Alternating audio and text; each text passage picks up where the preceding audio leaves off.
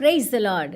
దేవునికి స్తోత్రాలు. నేను pastor Ratna Maitra from praise God ministry. ఈ రోజున యేసయ్య మన కోసం ఏం వాగ్దానాన్ని ఏర్పాటు చేశారో ఒకసారి చూద్దాము. యోహాను సువార్త 4వ అధ్యాయము 24వ వచనము. దేవుడు ఆత్మ కనుక ఆయనను ఆరాధించువారు ఆత్మతోనూ సత్యంతోనూ ఆరాధింపవలెను. John chapter 4 verse 24. God is spirit and those who worship him must worship in spirit and truth. దేవునికి స్తోత్రాలు.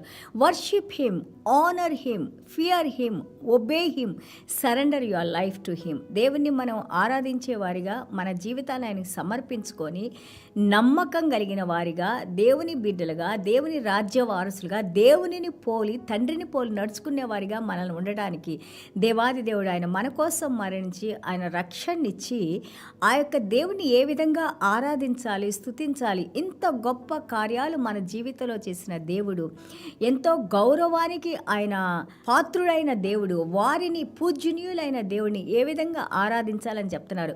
మనం చూడండి, దేవుడు అనగానే ఇంతకుముందు కూడా నేను మాట్లాడాను, మనం ఒక రూపాన్ని మనం తీసుకొని వస్తాము. దేవుడు ఎలాంటి రూపంలో కూడా స్తుతింపబడకూడదు. ఎందుకంటే అదే దేవాది దేవుడు చెప్పింది. ఆయన ఆత్మస్వరూపి, ఒక రూపం లేదు. ఎందుకంటే ఈ భూప్రపంచంలో ఉన్న ఏ వస్తువు కూడా దేవుని యొక్క రూపాన్ని ఇవ్వలేరు, ఇవ్వకూడదు. ఎందుకంటే ఇవన్నీ కూడా ఆయన సృష్టి. ఆయన సృష్టితో మన చేతులతో ఏదైనా కానీ మనం దాన్ని చేసుకొని మళ్ళీ ఆయనే మన దేవుడని పూజిస్తే it is wrong. Because we are changing entirely God's honour and also the glory of the Lord. దేవుని యొక్క మహిమను, దేవుని గౌరవాన్ని సరిగ్గా మనము చూపించట్లేదు, కనపరచట్లేదు.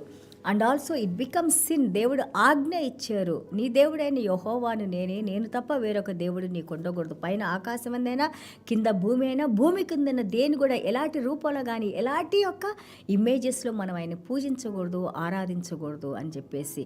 అలాగే యెహోవా నామాన్ని వ్యర్థంగా నుచ్చరించకూడదు. వ్యర్థంగా నుచ్చరించు వారిని దేవుడు నిర్దోషిగా ఎంచడు. God commands to worship him in a proper manner.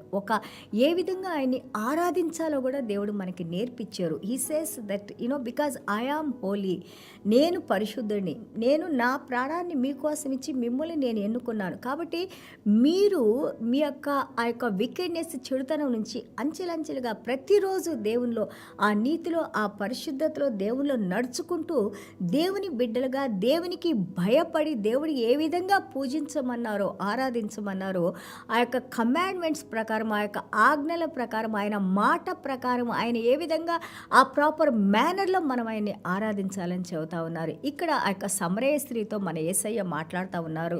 God is not a God of like A status. ఒక స్టేటస్ చూసి దేవుడు నిన్ను ఎన్నుకోరు. ఒక స్త్రీ అని, ఒక పురుషుడని, పిల్లలని కాదు. పిల్లోడైన సమయాలతో దేవుడు మాట్లాడారు.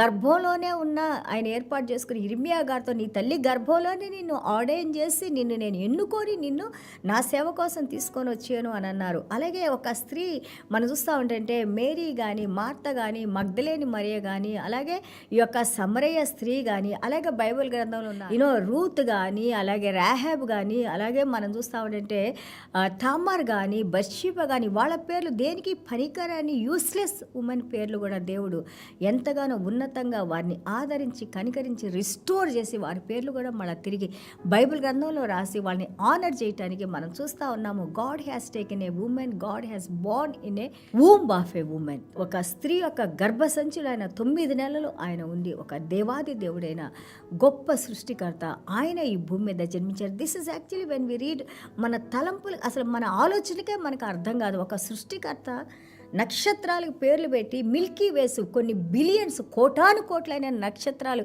ఏ మానవుడు వెళ్ళలేని ఆ నక్షత్రాలని దేవుడు ఆయన సృష్టించుకొని, సూర్యచంద్ర నక్షత్రాలను ఆయన సృష్టించి, వీటిలన్నింటినీ ఈ యొక్క ప్రజలు సృష్టించిన దేవుడు మళ్ళీ ఆ దేవుడే తిరిగి ఒక స్త్రీ గర్భంలో 9 నెలలు ఆ స్త్రీ మీద ఆధారపడి ఈ భూమి మీద జన్మించి మనము జీవించినట్టుగా జీవించి, కానీ ఎలాంటి పాపం లేదని మనకి హెబ్రీయుల పత్రికలు చెబుతున్నారు. ఎలాంటి పాపం లేకుండా ఆయన జీవించి, ఆయన మన పాపాల కోసం సిలువలో మరణించి, మళ్ళీ మరణాన్ని ఓడించి తిరిగి లేచి ఈ రోజున దేవుడు మనల్ని ఎన్నుకొని ఆయన్ని ఏ విధంగా ఆరాధించాలో దేవుడు మనకి బోధిస్తూ ఉన్నారు. మనం యాక్చువల్గా we are blessed people because God is teaching us, God God is preaching us, God is giving us the knowledge. దేవునికి స్తోత్రాలు. అపోథియోసిస్ అంటే ఎలివేషన్ ఆఫ్ డివైన్ స్టేటస్. మన ఆలోచన కాదు, దేవుని వాక్యాన్ని చదువుతూ ఉండాలి. ఆ వాక్యంలో ఉన్న దేవుడు మనకి ఆయన తెలుసుకుంటానికి మనము ఆయన పాదాల దగ్గర ప్రార్థన చేసుకోవాలి. Father God, reveal yourself to మీ గురించి మాకు తెలియజేయండి. అర్థం చేసుకోగలిగిన ఈ చిన్న మైండ్కి మీ గురించి కొంచెమైనా మేము అర్థం చేసుకుంటానికి సహాయం చేయండి. ఆయన జ్ఞానం 7 సముద్రాలు అయితే మనకుంది ఒక నీటి చుక్క అంత జ్ఞానము. అంతటి గొప్ప 7 సముద్రాలని, దాని లోతుని, దాని వెడల్పుని, దాని యొక్క ఆ యొక్క నీటిని మనం ఎక్కడ లెక్కేయగలము, ఎక్కడ మనము మాట్లాడగలము. కాబట్టి ఓన్లీ దేవుడు మనకు అనుగ్రహిస్తేనే తప్ప మనం దాన్ని పాటించలేము. కాబట్టి దేవుడు మనకి బైబిల్ గ్రంథాన్ని అనుగ్రహించి దాని ప్రకారం నడుచుకోమని, మనకు ఒక స్టాండర్డ్ కొలత ఏ విధంగా మనం నడుచుకోవాలో దేవుడు మనకి చూపిస్తూ ఉన్నారు. రోమాపత్రిక 1:25 మనం చూస్తుంటే అపోస్తలుడైన పౌలు గారు అంటారు, do not exchange the truth for a లై. ఆ యొక్క సత్యాన్ని ఒక అబద్ధం కోసం నువ్వు దాన్ని ఎక్స్చేంజ్ చేయొద్దు, మార్పిడి చేయొద్దు అని అంటున్నారు. మనం చాలాసార్లు మనకు తెలిసినా తెలియకపోయినా కానీ కూర్చొని చాలా మాటలు మనం గొప్పలు మాట్లాడుకుంటూ ఉంటాం కదా. Always the truth prevails. ఎప్పుడు కూడా సత్యమే జయాన్ని ఇచ్చేది. అది నీకు కష్టమైనా కానీ దేవుని మాటను మాట్లాడు, అందులో జీవించడానికి ప్రయత్నించు. దేవుడు నీకు సహాయం చేస్తారు, దేవుని గురించి నీకు తెలియజేసుకుంటారు. అలాగే false worship, Cain false worship. ఆయన ఏదో దేవుడికి తీసుకురావాలనుక అన్నదమ్ములు మనకి ఆదికాండం 4లోనే ఆదాము అవ్వ పడిపోయిన వెంటనే చూపిస్తూ ఉన్నారు. అప్పటి వరకు దేవునితో మాట్లాడుతున్నారు. అప్పుడు దేవుణ్ణి ఆరాధించడానికి ఏబేలో గొర్రెని తీసుకొని వచ్చారు, కెయిన్ ఆయన భూమిలో బండిని తీసుకొని వచ్చారు. దేవుడు ఏబేలు యొక్క ఆ యొక్క ఆఫరింగ్ని స్వీకరించారు కదా. Because he brought the lamb of God, blood of God. Because వాళ్ళ అమ్మ నాన్న దగ్గర బహుశా విని ఉంటారు.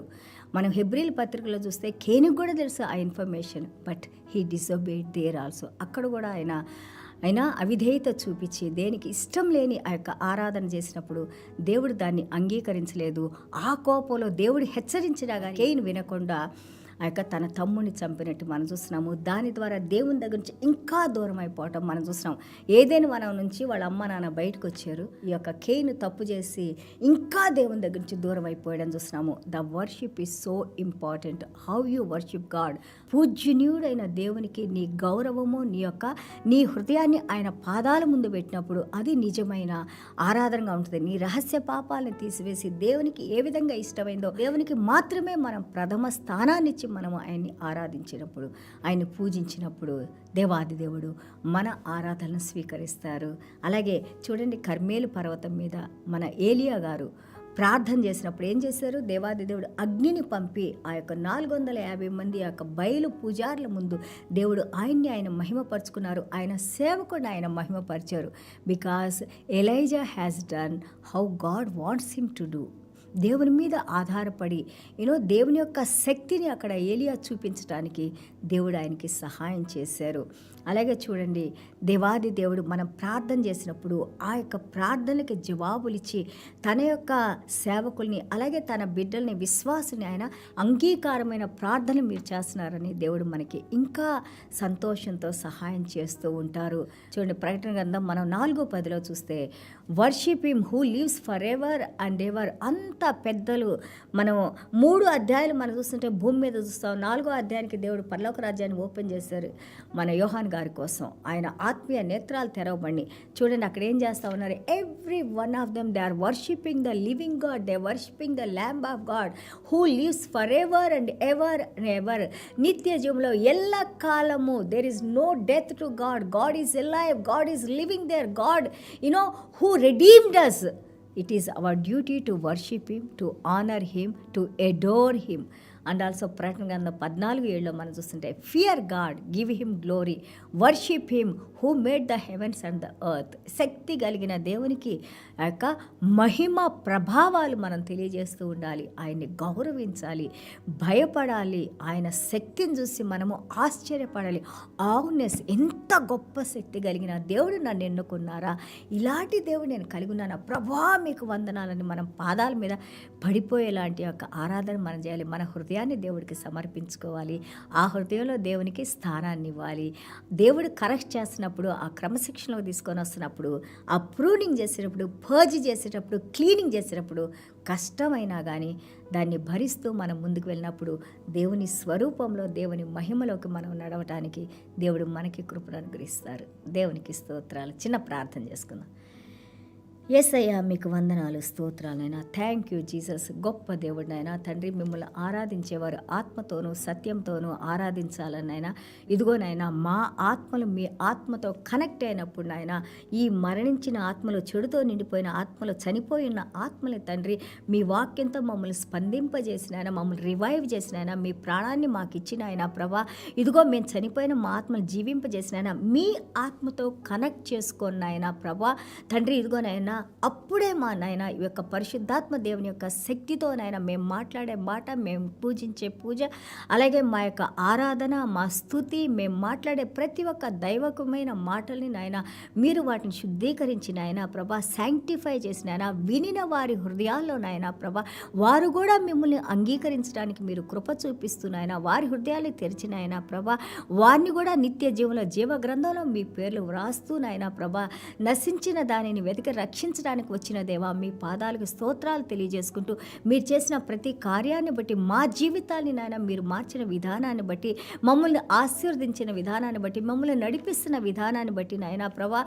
మా ఎడల మీ మహాకృపను మా మీద కుమ్మరించి, కరుణను కుమ్మరించి నడిపిస్తున్న విధానాన్ని బట్టి మీకు వందనాలు, స్తోత్రాలు తెలియజేసుకుంటున్నాయన. ప్రతి ఒక్క బిడ్డని మీరు కాచి కాపాడి భద్రపరిచి దీవించి మీ నామానికి మహిమ, ఘనత, ప్రభావాలు తెచ్చుకోమని యేసయ్య దివ్యమైన నామలో తండ్రి ఆశీర్వదించి ప్రార్థన చేస్తున్నాం తండ్రి. Amen. God bless you all.